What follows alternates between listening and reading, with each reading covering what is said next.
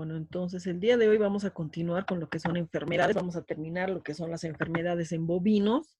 Simplemente la mención de que, bueno, sabemos que hay un montón de enfermedades en diferentes especies. Los que están ya haciendo su atlas han visto que hay enfermedades que son compartidas por diferentes especies. Entonces, bueno, se está tratando de organizar de la mejor manera posible el tema de las clases. Por eso esta semana vamos a terminar con lo que son bovinos. Obviamente no les estoy dando todo lo que son enfermedades en bovinos. Hay un montón de enfermedades en bovinos, tanto enfermedades que están en Bolivia o enfermedades que son propias de otros países o de otros continentes. Al final, las últimas diapositivas simplemente les voy a mencionar algunas de las enfermedades que no se hayan desarrollado, solamente algunas, porque hay otras igual que van a quedar pendientes. Otras enfermedades que tal vez se las va a desarrollar cuando avancemos equinos, porque vamos a ver enfermedades que son compatibles o similares en bovinos y en equinos, entonces lo vamos a desarrollar ya cuando avancemos todo lo que son caballos. Y simplemente vamos a mencionar que sí, la enfermedad X también se produce en bovinos. Y leía igual en la plataforma algunos comentarios, algunas sugerencias.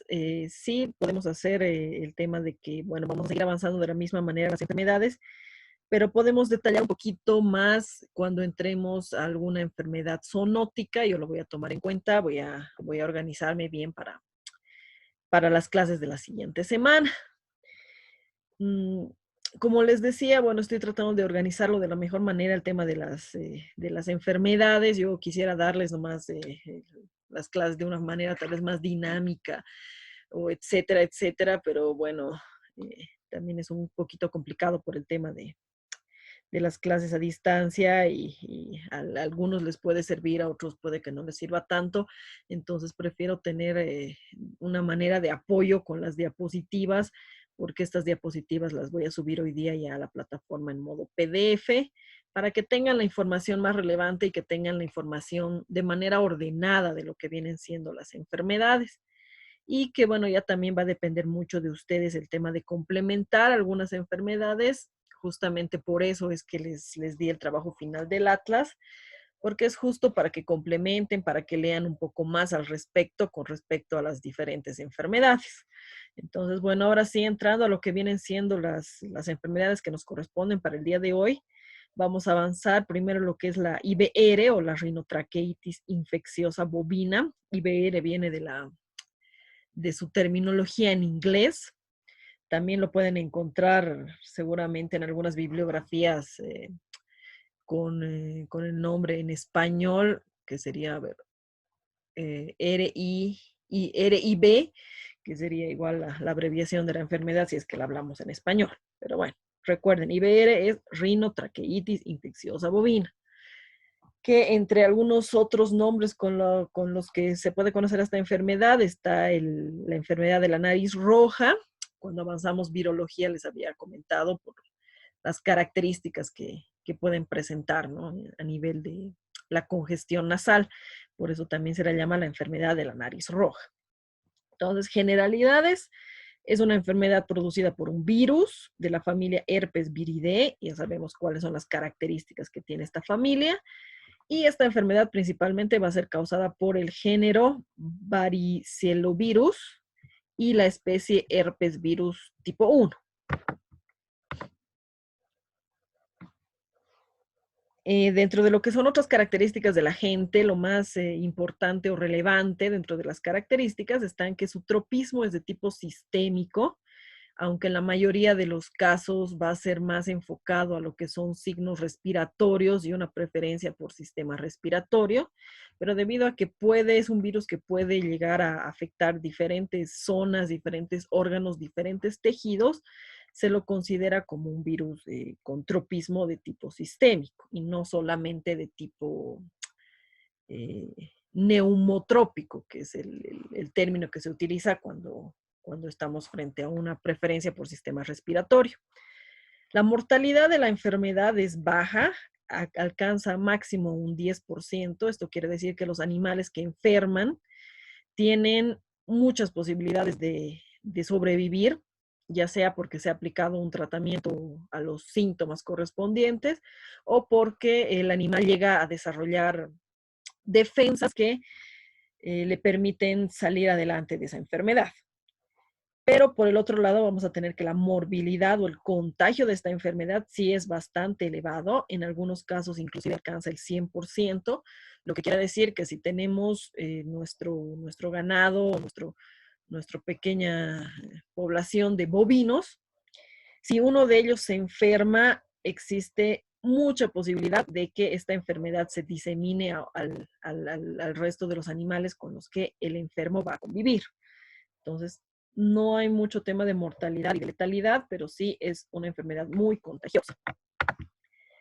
Con respecto a lo que vienen siendo los huéspedes o los hospederos, en primer lugar siempre vamos a enfocarnos a lo que vienen siendo los bovinos, porque aunque se han registrado casos de esta enfermedad en ovejas, en caballos o en cabras, es una enfermedad más común y que se presenta con mayor frecuencia en bovinos de diferentes edades.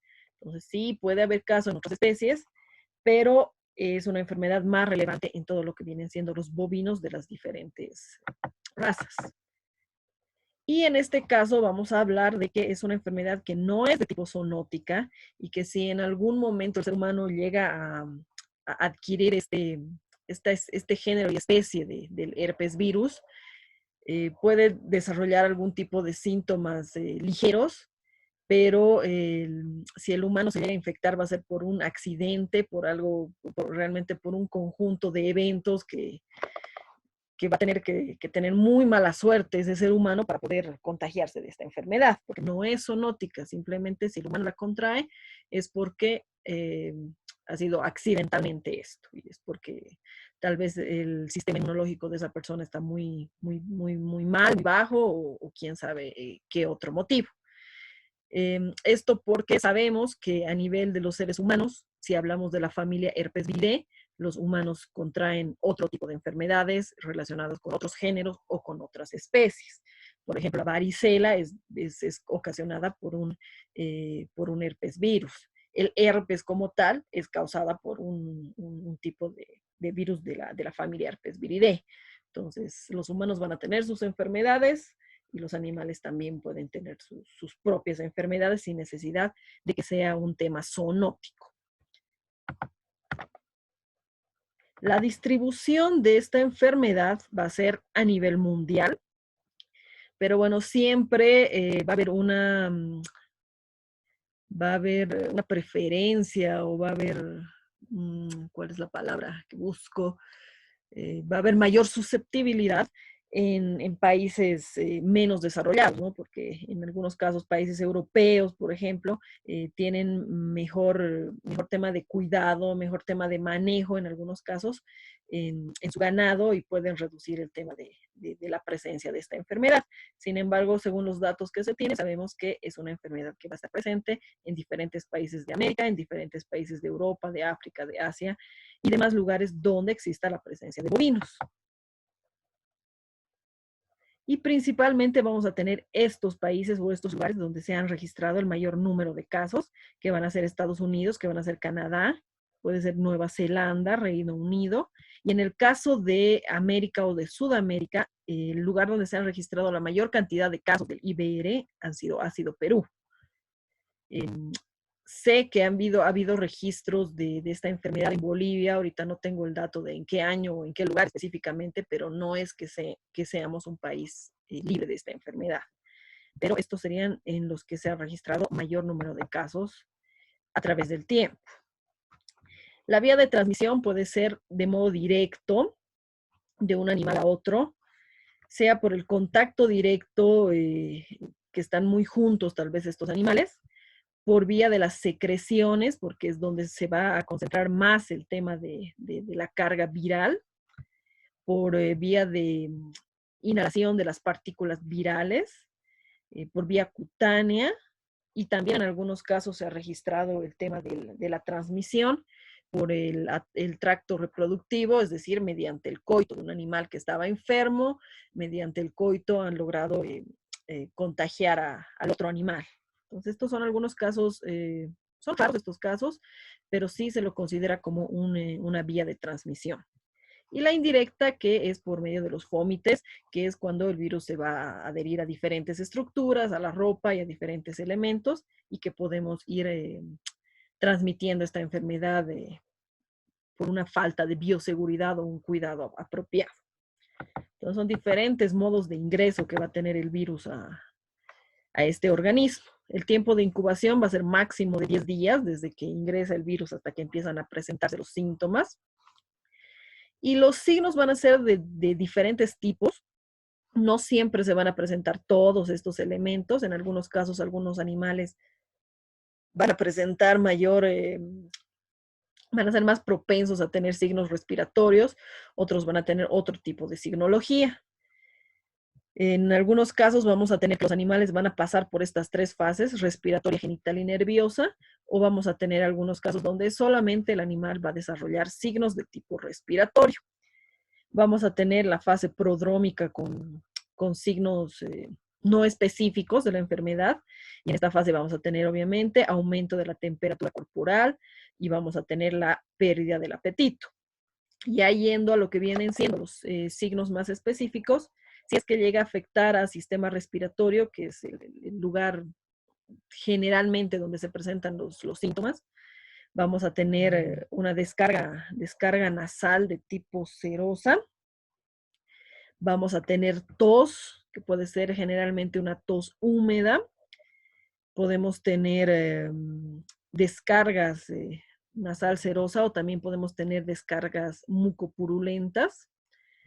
En algunos casos va a haber conjuntivitis, esto es cuando ya está más avanzada la enfermedad. Primero vamos a tener las descargas nasales, luego esto va a llegar a afectar a nivel ocular y puede llegar el momento en que inclusive los animales pueden llegar a perder la capacidad de ver.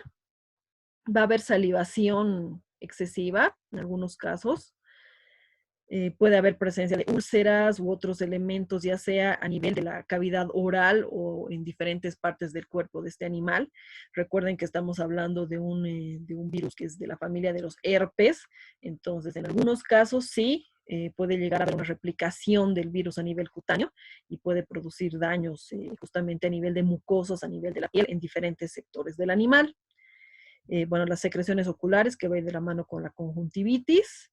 Y en algunos casos, cuando llega a haber la fase nerviosa, que es muy rara en esta enfermedad, pero no la descartamos por completo, si es que llega a afectar el nivel sistema nervioso, sí, la mortalidad estaría aumentando y tendríamos manifestaciones de tipo nerviosa que van a ir desde ataxia, que el animal va a tener movimientos incoordinados, puede haber temblores musculares, podemos ver que hay temblores así, si nos acercamos vemos al animal, ustedes han debido ver en algún momento cuando hay temblores musculares, como hay un temblorcito, cómo empieza a vibrar diferentes sectores musculares del animal, pero generalmente estos temblores van a ser a nivel de extremidades o a nivel de la escápula más o menos, o a nivel del cuello.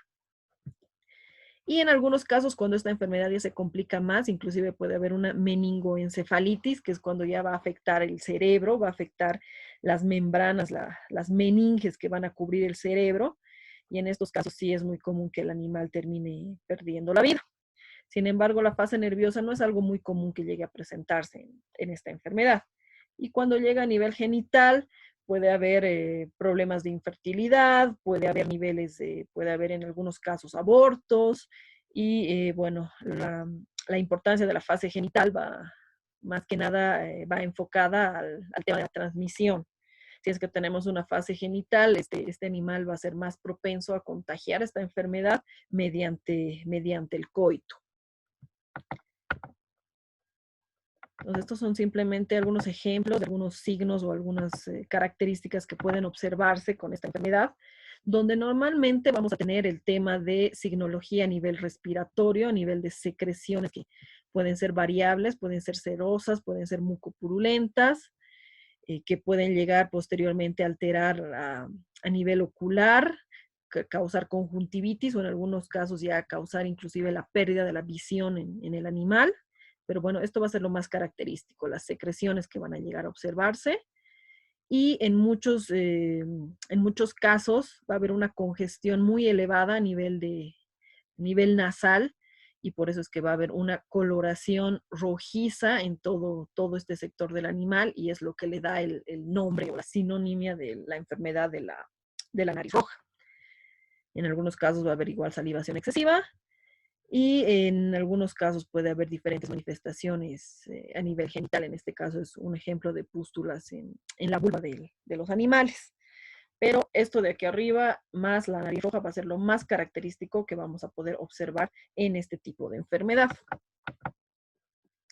Con respecto al diagnóstico, el clínico nos puede indicar mediante los signos clínicos, que generalmente van a ser justamente esas secreciones, la nariz roja. A nivel laboratorial se pueden realizar diferentes tipos de exámenes, pero principalmente vamos a tener ELISA y la inmunofluorescencia. Y las muestras que se recomiendan que se envíen al laboratorio van de los exudados nasales, todo lo que podemos sacar de esas secreciones o de los exudados nasales. Podemos hacer hisopados a nivel ocular, y en algunos casos, cuando veamos que hay una manifestación a nivel genital, podemos hacer también una toma de muestra de ese sector.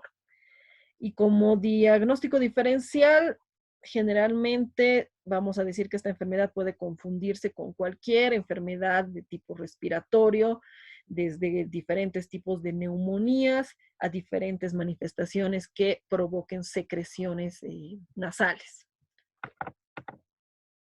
Con respecto al tratamiento, especialmente si esta enfermedad es diagnosticada a tiempo o en un periodo inicial, podemos hablar de un tratamiento sintomático con diferentes tipos de antibióticos para contrarrestar posibles infecciones secundarias de origen bacteriano que estén afectando al sistema respiratorio. Entonces, tratamiento, siempre recuerden, si hablamos de una enfermedad viral, si aplicamos tratamiento antibiótico o de cualquier otro tipo relacionado antimicrobianos, es porque queremos evitar una infección secundaria causada por bacterias. O sea, siempre recuerden que si es de enfermedad viral, no es que con el antibiótico vamos a matar al virus, sino que es para evitar la colonización de bacterias.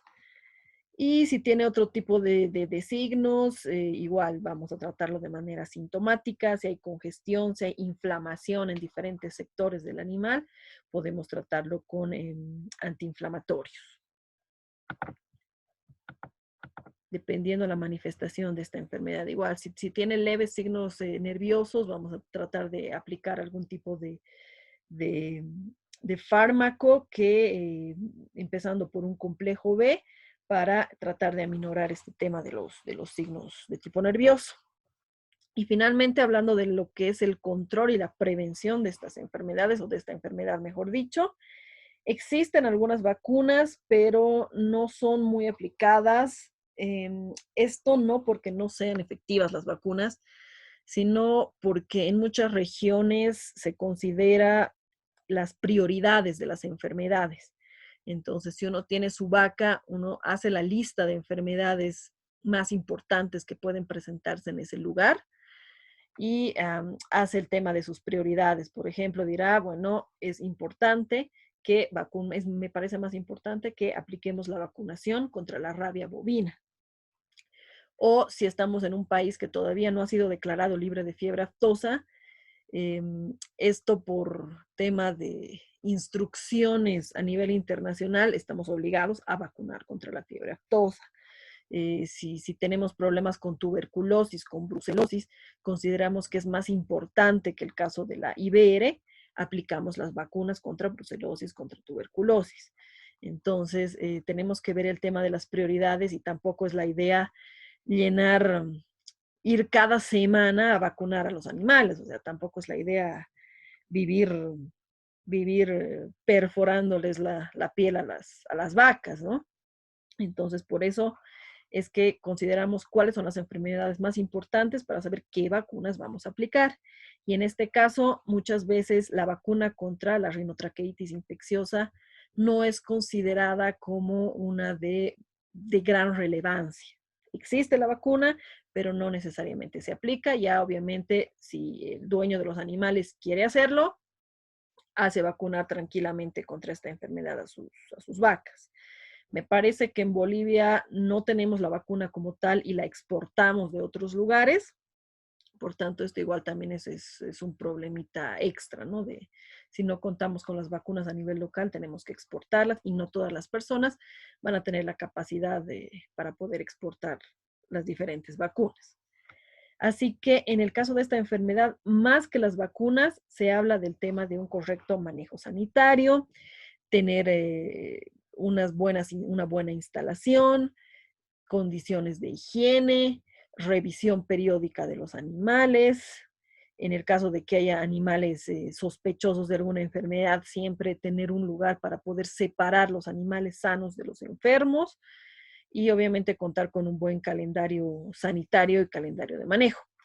Entonces, eso sería con respecto al control y la prevención.